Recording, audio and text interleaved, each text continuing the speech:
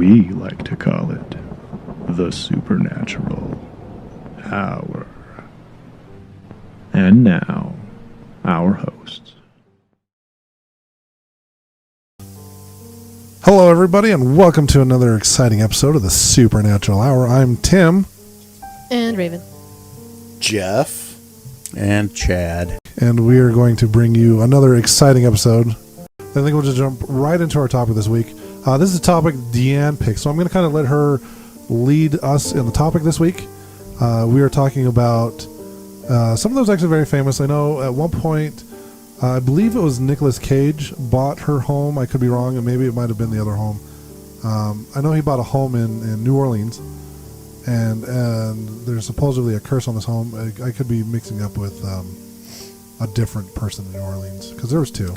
There's a lot of homes in New Orleans that are cursed and haunted, and you see those memes with the for sale signs that will say on there "not haunted." Yeah, and people think that it's a joke, but I mean, you understand that you live in like a hot spot for VooDoo, which is this person that we're going to be talking about, and for doing paranormal stuff. So to have a sign on a house for sale sign, a sign on a sign saying "not haunted," that makes sense. So one of the two people that will words hard. So we're going to end up talking about both these ladies. One of them is Madame Delphine LaLaRue, but that's not who we're talking about today. And it could have been her home that Nicolas Cage bought. I could be wrong. But the person we're talking about today was actually a very popular, famous voodoo priestess at the time, and her name was Marie Laveau. So, one of the things that I found the most interesting is you hear voodoo, and this is my own thoughts, so I'm not trying to project that on anyone else. When I heard about voodoo, the first thing I think of is, it's evil, and it's, black magic, and it's bad. And bringing people back to life. Yeah, real crazy stuff, but the more that I kind of researched her and looked her up, she was actually a devout Catholic. She was, very devout in her Catholicism, which I was like, oh, okay, well, that doesn't really, jive in my head very much. And she used a lot of her voodoo as very kind of almost holistic. I mean, it wasn't nearly as creepy as I imagined. Now, I'm not saying that it hasn't gone that way and people haven't taken it that way, but with Marie specifically, hers was a lot more peaceful and nature-based than I had envisioned. Less chopping chicken heads off and more gathering plants and stuff. Right. But didn't she incorporate Catholicism and voodoo together? Kind of made a new form of voodoo just so people would be more accepting of it? Right. Yeah, so it wasn't like, ooh, here's all this crazy stuff you've never seen. It's like, okay, let's take stuff the vegan voodoo diet. Right, and let's just add my stuff to it. With chicken. Yeah. So I think, for me, one of the things that really impressed me about her is she was the granddaughter of a slave who had purchased her freedom. She was like one of the very few free women of color during the antebellum, period. And I wrote it down. I think both of her parents were slaves. Her grandmother was a slave, but the grandmother bought her way out and actually bought a home, and that's the home that Marie lived in and did her practice in. And Marie, and you got to remember, this is the antebellum period, kind of that Civil War-ish period. She was a businesswoman. She was a free woman. She was a healer. She would go and free men from the gallows, and she was a very savvy businesswoman, and she pretty much kind of ruled that city in a way. They had their elected officials and whatnot, but she had great influence. She had a lot of influence, and people would come to her, for all sorts of blessings and favors and things that this voodoo could do. And so, in that time period, for a black woman to be so loved and so popular and so influential in the city was rather uncommon. Am I confusing this? But was she like a hairdresser or someone that did She was. She was a hairdresser, and that's kind of how she got her Gathered rise the information. into power. Basically, yeah, she gathered the information just by chatting with the random women, or not random women, but the women that came in to get their hair done. And very high class women, the women, the society women. So she basically used this information that she gathered to help kind of push herself up that political wheel or status or whatever. Right, and kind of going back to the bringing, the Catholicism and the voodoo together, she was actually a self-proclaimed Pope of voodoo, is what she kind of called herself. She was also considered herself a voodoo herbalist, or if you're in Great Britain, a herbalist. And she was also There's an H in it. I say herbalist. Yeah, I say herbalist. Herb. That's an American thing. It is. The H is silent. American. America. Herb. But she was also a midwife. And so many people would come to her for that too. Yeah, she was also close to, I think it was the Archbishop at the cathedral in New Orleans, the main cathedral. And as I remember, right as they talked about it, she had actually would do voodoo things with his permission at the altar. Right, so she had these voodoo altars, and they consisted of common elements. And it didn't really matter what the spirit or saint she called upon, or served to get these. But they're not common or seen in, your traditional African voodoo that you think of. And people have thought, that these things derived from Catholicism. So she really, really intertwined them. Yeah, and as, she said many times when she was talking to people about, her form of voodoo, she said that she did not feel that her voodoo was incompatible with her Catholicism in her head. And I'm not Catholic, so I can't vouch for that. But in her head, she meshed them and melded them together. And I did find my notes. So she was born to a freed slave and a free, wealthy mulatto businessman. So she was a first generation free in her family to be born free. And her father actually owned slaves of his own. And her grandmother's name was Catherine. And Catherine was the one that bought her freedom. And after she bought her freedom, she built her home. And the home that Catherine built, it was where Marie would become famous. And then Marie had a daughter, and women, we don't call them Marie Laveau Jr., but basically Marie Laveau Jr. Kind of followed in her footsteps and carried on the work. And I think her daughter didn't adhere so much to the Catholicism. I think she kind of leaned more towards the traditional African voodoo and went away from the Catholicism just a smidgen. As I was kind of researching this, there was a really cool book. I haven't gotten it, and I might, but it's by Denise Alvarado, and it's called The Magic of Marie Laveau.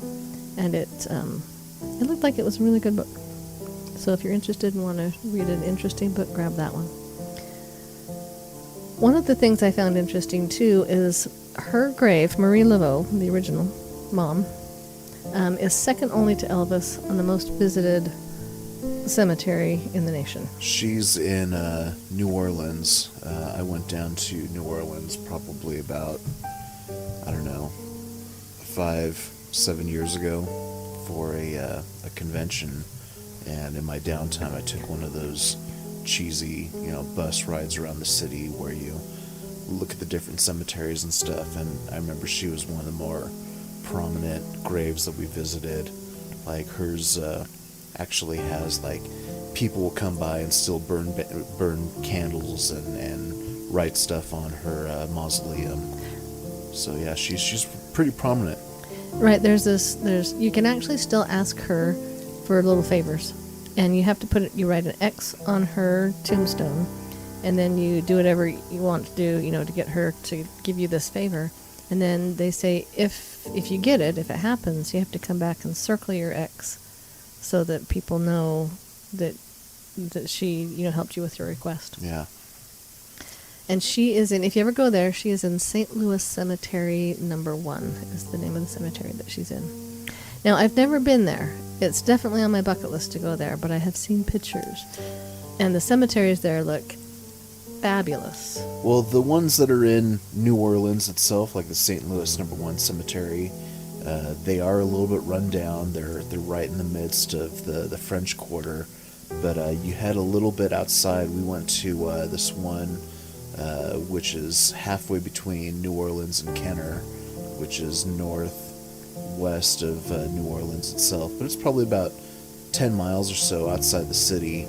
And it's several acres. I want to say it's like at least 100 acres of a cemetery, and all of them are mausoleums. I mean, we're talking like at least multi-million-dollar mausoleums that are just unbelievably beautiful, because it's all underneath the water table. You know, you have to bury above ground. You can't go in. You can't go in, so you have to build up.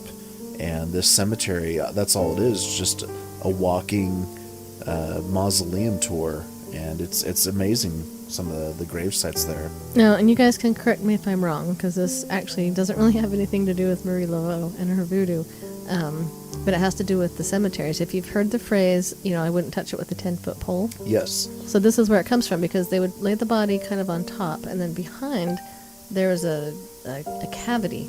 And so, you'd put the body in, they could lay here for a while. When the next person died and needed that spot, you got a 10-foot pole, Yep. and you push the body, whatever's left, the bones kind of go in the back, fall down, then you put in a new body. So Yeah. that's where that phrase comes from. I learned about that too on that very same tour, about don't touch things with a 10-foot pole, because the crypt spaces, the niches that they have outside, that are, it's all buried above ground. They don't cremate, but with the crypt space being sealed and the temperature, within a year, that body will cremate itself because of the heat and biology and everything. So yeah, that's what they'll literally do, is they'll take a pole with a big brush at the end and push everything to the back where it all filters down. Underneath, there's like a huge repository. I forget the actual word is for a safe place for all the ashes of cremated people. But yeah, that's essentially what it is. It falls into this huge repository, and then you can reuse the same spot again for another family member.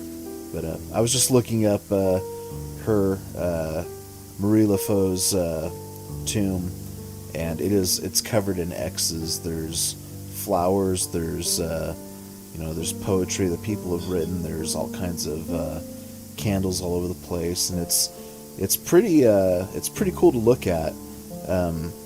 It reminds me a lot of Jim Morrison's grave in France as well, about how all the Americans will come and visit and graffiti on these crypts and mausoleums that are hundreds of years old. They've got French nationalists and poets and writers and these people that are historically important in our timeline that get their tombs desecrated because Americans want to visit and write something on there. The Lizard King this way.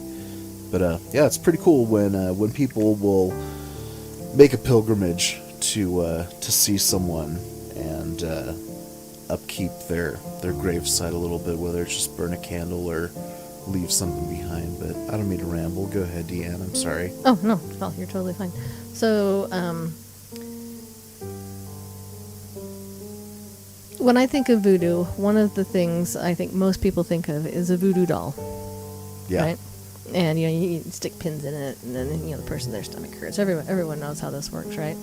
And everyone has wanted to make a voodoo doll of somebody and give it a couple good stabs. I can guarantee you that. I know I have. But I have a real life story for you about a voodoo doll. On how to make a voodoo doll. We're covering that on this episode. Yes, we are. Awesome. No. First, you get their hairbrush. So I know somebody. It's a friend of mine, and her daughter. And this has been a couple of years ago, but her daughter went to New Orleans for some school thing, choir or something. And while she was there, what do you do when you go on a little tour? You go in the shop and you buy stuff, right? So she went into this voodoo store, because I'm sure there's a lot of them down there. There are. And she bought this cute little doll. And I don't know that I've seen the doll. I've only heard about the doll. But the impression I get is it's not very big, and it's just kind of your typical kitschy little tourist voodoo doll, right? So she brings it home. along with other souvenirs, gives it to her mom. Look at this cool doll. So in this family, there's mom, dad, there's I don't know, 4 or 5 kids. Most of the kids are grown and moved out. The couple's still left at home. And it was during school, so it had to have been at least last year, before Corona shut us all down. Dad's at work, kids are at school, mom's home alone. Okay? And she hears talking. And at first she doesn't really think much about it because, there's neighbors and people outside. And doesn't think much about it. But, this goes on a couple of times and, she doesn't think much. Well, one day she's in her bathroom getting ready and she heard a very definite hello in her ear.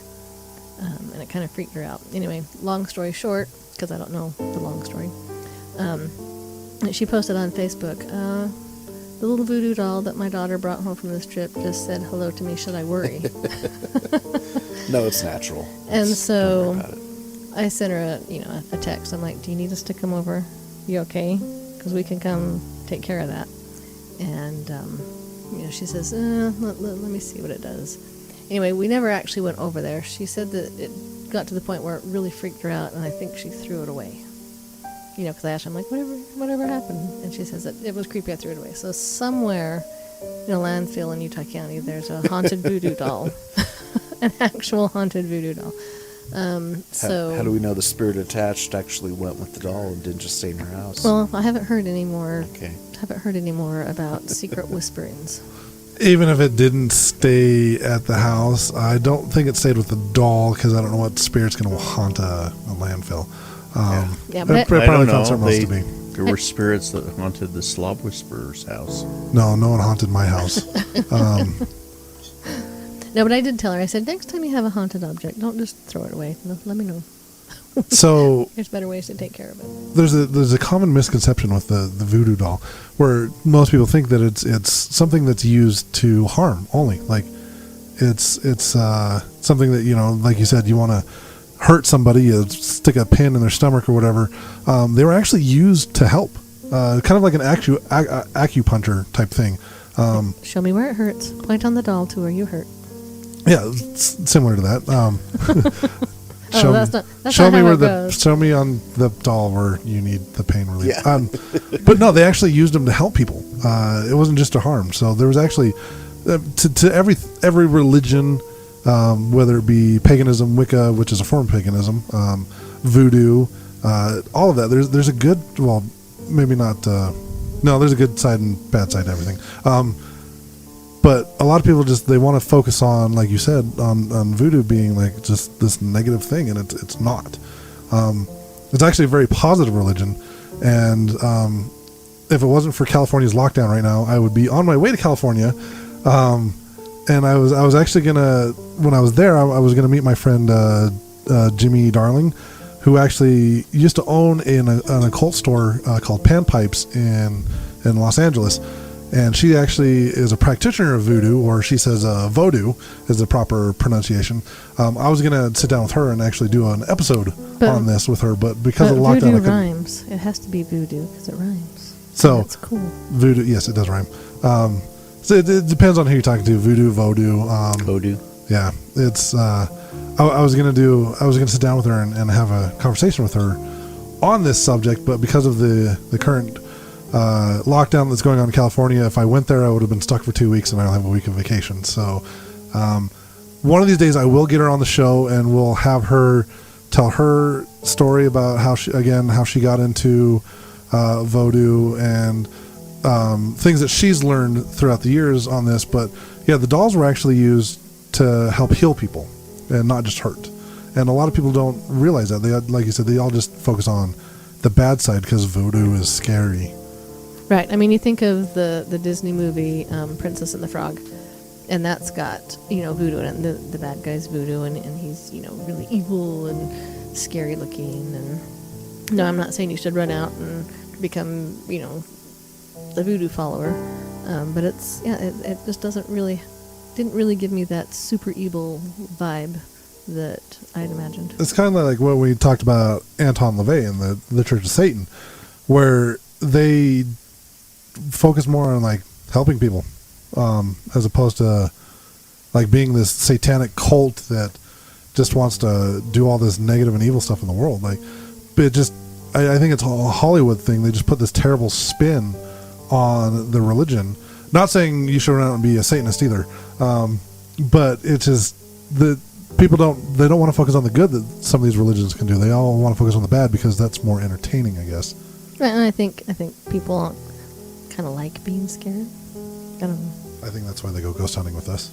Now, I actually find kind of this time period, the antebellum, the voodoo era, I find it interesting. I'm not going to start practicing voodoo because I like my religion and I would like to not be excommunicated. But I do find it interesting. And so another book, if you're interested, and this is a little bit of a teenagery type book, but I read it and I liked it, so that maybe that tells you something about me. I don't know. And I don't have the author right off the top of my head, but the book is called Ruined, and it's a story that takes place in New Orleans, during Mardi Gras. Gets a lot into kind of some of the voodoo aspects, and a lot of stuff that happens in the cemetery. And it's a really cool book if you want to read a book kind of within this genre, to kind of give you the feel. Also, a couple nights ago I told Chad, I'm like, we need to watch Skeleton Key. Have you guys seen Skeleton Key? The Kate Hudson one? Mm-hmm. Kate Hudson. Long time ago. So, in fact, Lurch, were you in Pipe Band when we went to Jackson Hole and we went to the theater and watched it? Not when we went to Jackson Hole. Was it Jackson Hole or was it a different? No, I remember we went to a different place. Went to oh crap, I can't remember. But no, was it Tucson? I don't recall. But no, I didn't see Skeleton Key with you guys. Okay. Because that night we're going to go to a movie, and I didn't know what it was. I'd never heard of it. All I knew, I was enormously pregnant at the time, and so I took a pillow to the theater, and I'm like, if they don't let me bring this pillow in, they're going to get grumpy pregnant woman. They wouldn't issues. deny a pregnant woman her pillow in the movie theater. I was ready. I was in fighting mode, but I thought this was going to be a scary movie, so I sat there, braced, waiting for the jump outs where I was gonna, and it wasn't. It's not a scary movie. It's more suspenseful, but it gives you the flavor and kind of the taste of voodoo. If you haven't seen it, I really highly recommend it. Skeleton it's very Key, good. Huh? Skeleton Key with Kate Hudson. And when we watched it, it didn't end. I think I've got two movies mixed up in my head because it didn't end the way I remember it ending. It ended, and it's a good ending. I'm not going to spoil it for you, but I was like, that's not how I remember the ending. But it's really, really cool. So, but it's a slower paced movie. It's not a high action movie. Right, and it kind of builds. It's a mystery, and it's suspenseful. And Kate Hudson, is putting the pieces together. And if you're a fan of Kate Hudson, most of the stuff that she does are kind of the rom-coms, the funny things. This is more serious, and it's kind of fun to see her play a little more serious. Yeah.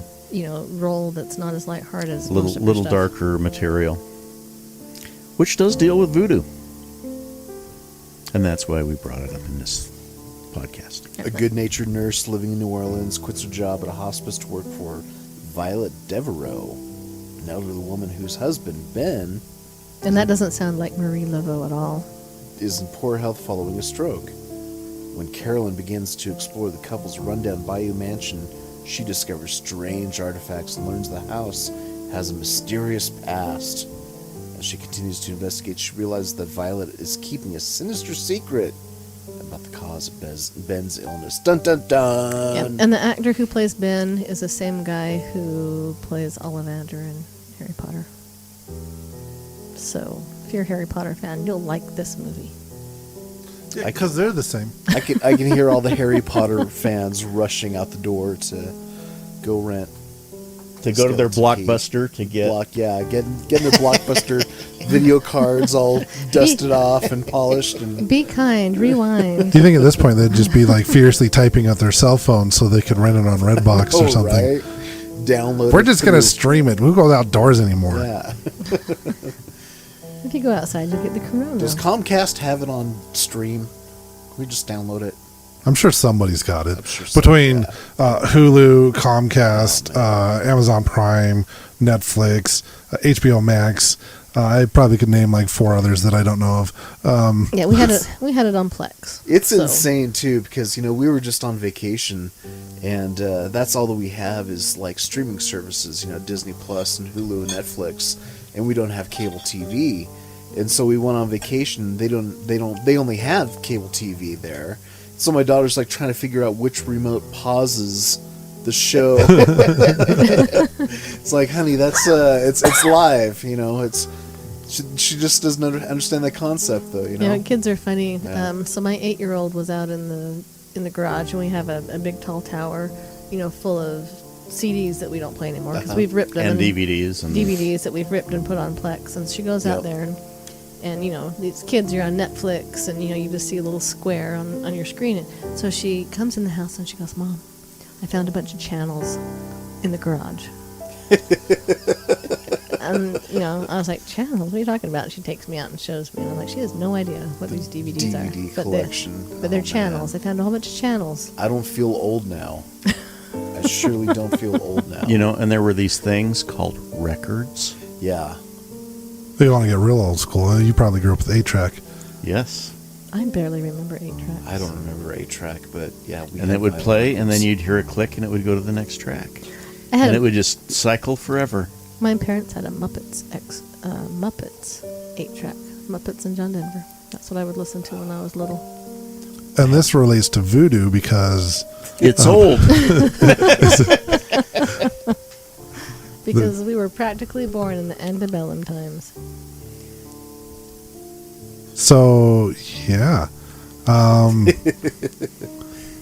on, pause it for a second. No. All right, so I guess we should probably go back to Marie Laveau, since that's what our topic is on today. What? I know. Who? Weird, huh? Right? So, back in that time, it was illegal for a mixed marriage. You couldn't do it. So, she actually had 2 children. Only 2 that survived into adulthood. One, as we mentioned before, was also named Marie. And she kind of took and ran with her mother's practice. Like I said, I think she did kind of go a little darker, and I don't even know if it was darker or just more traditional and didn't have quite all of the Catholicism. But when her mother died, and if you look at pictures, these are very pretty women. They're very, very beautiful. But she so much resembled her mother, and did the same practice as her mother, that they're not sure if. Obviously they knew Marie, but sometimes they would see the mother walking around, and they got really, they just didn't know if it was, oh, that's just the daughter that we're seeing, or if they actually saw the mother, the original Marie, in spirit, because of the voodoo coming back, like the Jedi in Star Wars that died. I knew that would make you laugh. But Marie became a Force ghost? Right? She's a Jedi. No, but it's like, did we just see the ghost of Marie, or was that the daughter? And so, there have been reported sightings of her, but again, they don't know. It's like, is it a sighting, or is it just the daughter that they're seeing? Where are they sighting? Like, does it specifically say where in New Orleans? No, they just say, the accounts that I read just said, just walking down the street near her home, or, Okay. centralized to where she would have been. But then, so Marie, the original, they kind of name their kids different things, so we know. So Marie Laveau, the mother, after her husband died, she actually had a domestic partnership with a French guy named Christophe Dominique Duminy de Glapion. And I never really took French in school, so if I just slaughtered that, my apologies. And she lived with him until he died in 1855, and they were reported to have had 15 children. You needed to read that name like the substitute teacher in that Key and Peele skit. Hey, Ron, yo. So What's his name? Dominique. Dominic Q. So Christophe Dominic Duminy de Glapion. How's that? Is that better? DeGlapian. Yo, where you at, DeGlapian? DeGlapian. Aaron. Hey, Ron. It's called The Substitute Teacher by Key and Peele. Look it up. You done messed up, AA Ron. You also have to look up the East-West Division for sports. It's hilarious. Too. Oh, yeah. That is freaking hilarious. So I don't know exactly how they met. I do know that I think it was 1831. Marie's grandmother had passed away, and the home that was supposed to go to Marie, some dude like showed up and he's like, "Oh, this is actually my house, and I'm supposed to get all the money and stuff like that." And they ended up putting the house up for auction, and that's when this was it Christoph, Yes. or he came in and actually bought the house and gave it back to Marie. So Marie is actually able to stay living in her childhood home. And like I said, it's rumored they had like 15 to 20 kids. 15. At some point, I would have said, you know what, you are sleeping in the other room. But there's from what I was reading, they've only actually been able to confirm, I believe, 7. Stop washing your underwear with mine. Yeah, so, I mean, it even said, if you do the research, that it's unclear if that number 15 included children and grandchildren. So there may have been 15 children in the home, but some of them may have been grandchildren. And I think I mentioned this before, but it's confirmed that she owned about 7 slaves. But I can only imagine that she would have treated them quite well. There were probably more employees in her home to help her. Because I can't imagine that being the granddaughter of a slave that you would, and a daughter of slaves, that you would treat your slaves poorly. Mm-hmm. So, and that's just supposition on my part, but I would imagine, based on just everything I've read about her, and her parents and her grandparents, that she probably treated her slaves very well. Well, it said, like we mentioned earlier, that she, with her practice, she did healings and was a healer of sorts. Basically, and my experience when I come across like energy healers or other people of that nature, it's very difficult for them to treat people badly because they just have that need to help people feel good about themselves and live a better life. So I think it would be highly unlikely that she treated her slaves poorly. Right, and it was probably, hey, come with me, I'll give you a job, and we'll make sure that you're not out on your own. So it was announced that she died on June 17th, 1881. Her actual death date is a little unclear. They did say that she died peacefully in her home. The thing that I find interesting is she was such, an important part of the city, at least for, many people that wanted her skills and abilities, that her funeral was very lavish, and it was attended by a really diverse audience, including members of the white elite, members of the black community. I mean, everybody was there. It wasn't just, these kind of people or that kind of people. It was just a little bit of everybody. And then, oral tradition, I don't know that it's really written down anywhere. They just, maybe it is, but oral tradition is they said that she was seen in town almost immediately after her death. So we talked about her daughter, that's Marie. Her 2 daughters, according to French tradition, were both named Marie, actually. And they would go by their middle name as their common name, but it was one of these 2 daughters that did carry on her work after her. In that time, too, there was almost kind of a revival of seances, of spiritualism, where it was kind of almost like a party thing. You get together, you put on your tuxedo and your ball gown, and you get together with all your other debutante friends, and let's have a shaman come over and do stuff by singing into her crystal ball. So, she was probably a very prominent woman in both the white and black communities, being an ex-slave herself. She had ties to both cultures, and so I can understand how her funeral would have been lavish too, how a lot of people from both cultures, from both the white community and the black community, would have shown up, and that's pretty typical for a southern funeral too. Is you Google like a New Orleans style funeral, and there's a band, a swing band playing music, and they've got party. It's a party down the street with drinking, and they carry your casket through the street and they parade you around, and they don't do it small, and that's even for just like a very I don't want to say unpopular for someone who is just a normal person, but yeah, I could imagine that for her, it would have been a different sort of celebration. So, not really surprised by what you said. All right. So, we talked about her tomb, which is in, the St. Louis Cemetery number 1. And it was actually vandalized on December 17th, 2013. And somebody decided that it would be a great idea to go in and paint her tomb with pink latex paint. And the problem with that is, one, you don't just go around painting people's headstones. That's dumb. But, especially where this is so old and so historical. Yeah.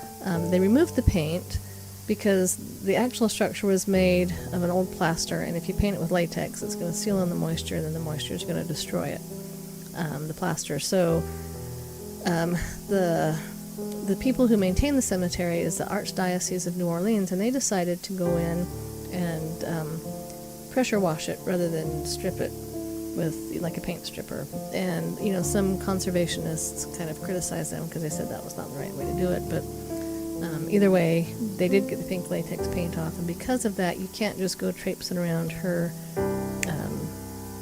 headstone anymore, her mausoleum, her crypt anymore. You have to go on a guided tour now. So, And I think that same cemetery is where they filmed scenes from Easy Rider, and there's a scene in the movie where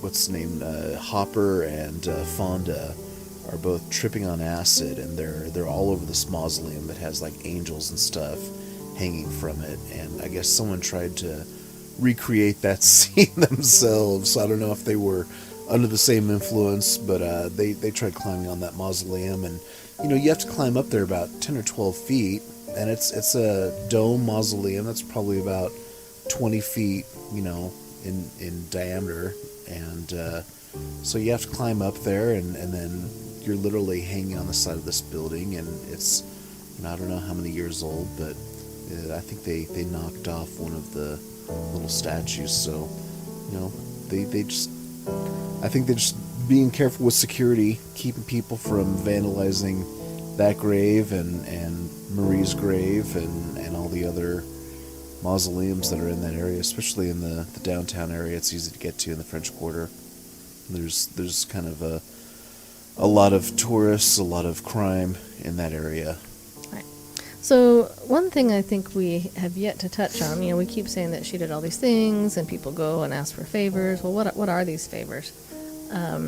So in the front room of her house that her grandmother built, she had altars, and these altars were filled with candles, holy images, probably some of the Catholic saints, and different offerings. And every week she would lead a meeting, and this would include, again, just like her funeral, a very diverse, group of people. There'd be white people there, there'd be black people there. Didn't matter, rich, poor. If they felt like they needed her services, there they were.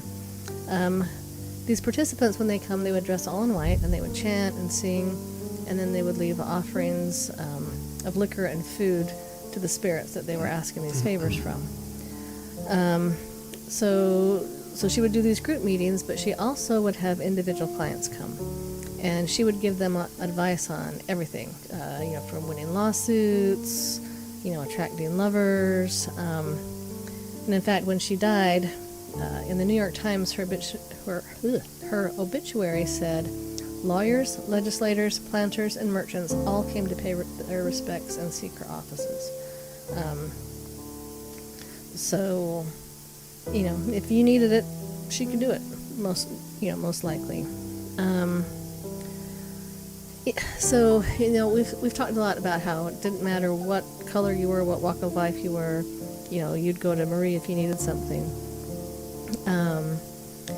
But they did say that the white community as a whole never accepted, voodoo as a legitimate religion, which in part is why it's kind of considered the occult still today, is because, the majority of the people in the area, I mean, some of them would go and get her services, but as a whole, they kind of poo-pooed it as a religion and considered it an occult. So because of that, the naysayers, because there are going to be the naysayers out there. Nay. Exactly, you say nay. Who said that? It was him. Hey. The naysayer. So, there were those that were racist, and, their natural tendency is to try to, make her sound bad. And so, they'd have these sensational stories in the newspapers that would describe her ceremonies as, drunken orgies, which is not what they were. I mean, there were a lot of people there. They were all in white, and they did leave liquor for the spirits, but, they weren't the drunken orgies that the newspapers would try to lay out. It wasn't the deleted scenes from Eyes Wide Shut. Exactly. The news lies? What?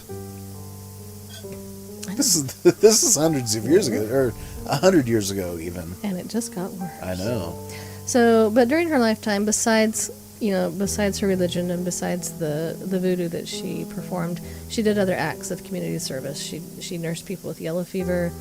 She would post bail for free women of color. She would visit condemned prisoners and pray with them during their final hours to bring them some comfort. And she was just so huge that even after her death in 1881, her legend just kind of gets bigger and bigger and bigger. So she was a pretty cool lady, from what I can tell. They actually had in American Horror Story, I believe it was season 3, Witch, or Coven, actually. One of the characters was actually Marie Laveau. They did a little thing with her in the show, and I believe they also had her in Apocalypse as well. They kind of put her in a couple of seasons, kind of showing a little bit about the Hollywood version of voodoo, if you will. She's been depicted in a couple different things when it comes to TV and movies. So I mean, people still talk about her, even to this day. Yeah, so, if your legacy lives on and just kind of grows, that at the time she must have been... Something. Yeah, she must have been a big deal. Her obituary made it all the way up to New York. Yep, so that says something, especially in that time. So, yeah, I'm sure there's more stuff on Marie that we're just kind of covering some of the basics and how she was as a person, what she did. I looked it up. The house that Nicolas Cage actually bought was of La LaRue. It wasn't Marie Laveau's house. So, but that's something we'll cover in another episode, as well as the spiritualist movement of the 1800s, because this all kind of fits together. Because the spiritualist movement, I mean, we've already tackled a couple of topics that happened during the spiritualist movement, this being one of them. You had the Ouija board episode that I did with Mike and Castle. That also took place during the spiritualist movement around that time. So it's there's a lot to that. I think we'll definitely get into in another episode. But I think that's all we have for Marie Laveau at this time, right? Yep. So We'll Marie you later. Where's the rim shot? Bunch. I guess that will do it for this episode. We will see you on the next one. We'll be back. Bye. You've been listening to the Supernatural Hour at AdvancedParanormal.com. The Supernatural Hour is part of the Radio Ronin network, found at RadioRonin.com. Copyright 2021 by Advanced Paranormal Services.